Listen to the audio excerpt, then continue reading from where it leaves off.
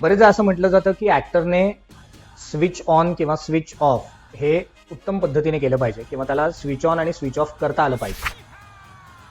Switch on म्हणजे काय, म्हणजे नक्की कुठला स्विच ऑन करायचा किंवा काय स्विच ऑफ करायचं.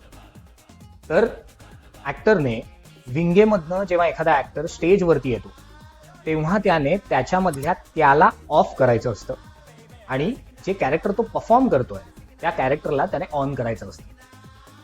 त्याचा स्टेजवरचा परफॉर्मन्स झाला, त्याने काम केलं, अप्रतिम त्याचं काम झालं, तो पूर्णपणे स्टेजवर असताना त्या कॅरेक्टरमध्ये राहिला आणि नंतर जेव्हा पुन्हा तो विंगेमध्ये येतो तेव्हा त्याला त्याच्यामधल्या त्याला ऑन करायचं असतं आणि जे कॅरेक्टर त्याने प्ले केलंय त्याला स्विच ऑफ करायचं असतं.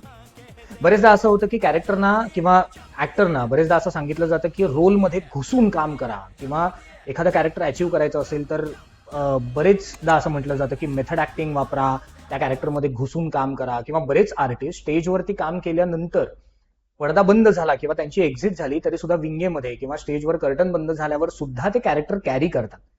ते कॅरेक्टर हेवी असेल, इमोशनल असेल तर ते रडत बसतात, त्याचा त्रास त्यांना सहन होत नाही आणि त्यामुळे ते एकदम शांत बसतात किंवा त्या मानसिक स्थितीमध्ये जातात. तर हे पूर्णपणे चुकीचं आहे.